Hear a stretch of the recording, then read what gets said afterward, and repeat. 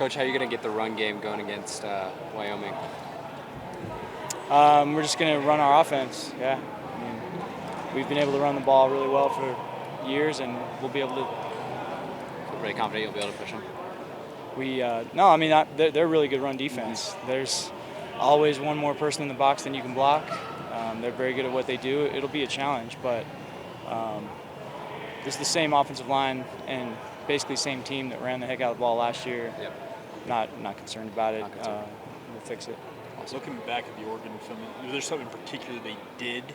No, we got down by 3 scores, so we didn't even really try to run. You were trying to throw the ball. Yeah, I mean, we didn't even try to run. We were too far down. You had to throw to catch up. Mm-hmm. So running the ball, we could have spent the whole day trying to figure out how to run the ball. If you don't care about winning, if you want to win, you got to throw it and try to catch up. And we didn't have enough possessions left to spend the whole day experimenting with which run plays we liked best. We had to throw, and so that's what we did. You obviously always want to try to establish a run, but is there maybe a little bit more of an emphasis on establishing that run when you're going up against a team which on the other side runs the ball like Wyoming? I mean, not really. We want to run our offense the same every week. I mean, some games the situation dictates that you have to do other things. There might be a game where you got to run it more to to hold on to a lead in the last 4 or 5 minutes of the game. There might be a game where, like last week, where we got down 3 or 4 scores and we had to throw to try to catch up, and which presents its own risks as well. So we were trying to win the game. So it was a tough day. Yeah. I know is your use of running backs Brooks and Lopini kind of about what you pictured it would be, or have you had to adjust that on the fly? Not exactly. It hasn't shaped up exactly how I'd hoped yet, but we're only 3 games in, and it's just a weird sample size because the first game we could do anything we wanted, and we rushed for 300 yards, and we didn't really have to play everybody in a normal rotation like we had planned, and then the second game we really struggled to run it. Baylor was very good.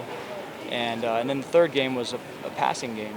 We had to throw it. So I don't think we have enough of a sample size yet to say we know exactly what our running back rotation is or anything like that. I know you'd like to have Puka and Gunnar out there, but how nice has it been to see both Chase and Cody get their opportunity to kind of show out the last 2 games? They are good young players. They're doing a good job. Need them to keep getting better.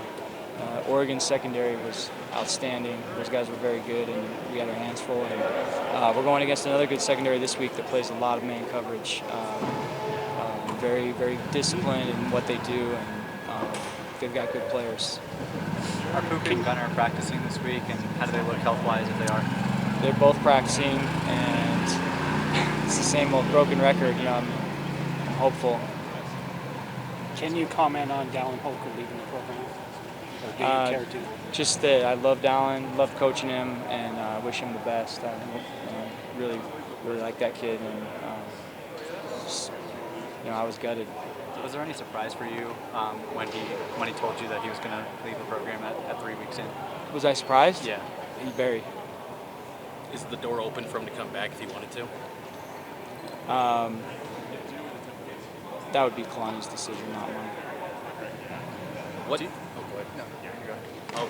What does this make you? Because it hasn't happened often where guys in the program have left much in recent years. Does this make you kind of look back at all and go, what went sideways on this deal? Not at all. We've lost very few players in the last few years,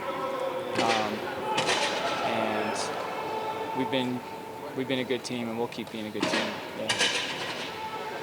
what is it about kind of the culture of this program where like something like this happens and it is kind of shocking because it just doesn't happen as much, or guy opts to leave? Like, what is it about the culture of the program that kind of keeps kids in, I guess? Kalani, I think our players like playing for him. He makes football fun, and he has a great perspective on football and life, and I think our guys like playing for him, and it's not for everybody, obviously, but I think it's and I think winning. We win a lot of games here.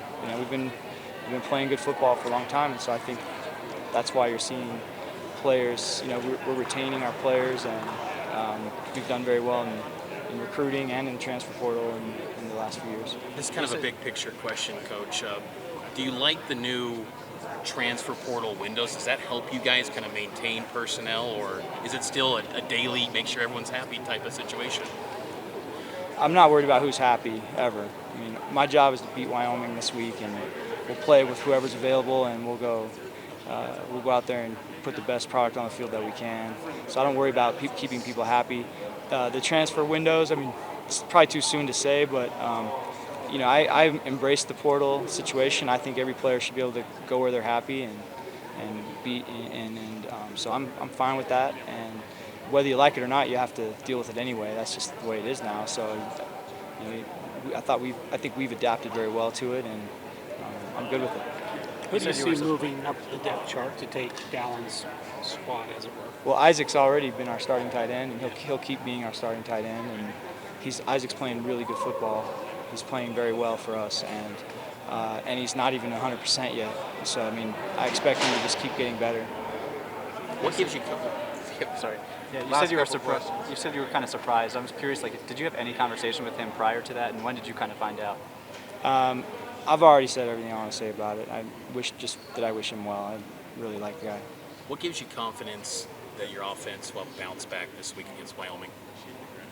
Well, it's not about Wyoming. Wyoming's very good on defense. So it's not that I expect, you know, that it's going to be a challenge. They're good, but I just have confidence in our offense just because we've been good for a long time, and it's mostly all the same players that, you know, that have been starting now for the last couple of years. So that's why I have a lot of confidence that, you know, we lost one game. I mean, that's life. There's going to be maybe one or two teams in the whole country that go undefeated this year.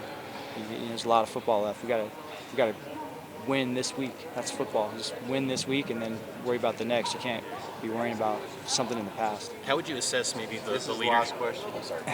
How would you assess the leadership of Jared? Like, after coming back from adversity, just what he means to the offense from a leadership standpoint. He's a great leader, as good as I've ever seen. All right, thanks, Coach. Thanks, Coach.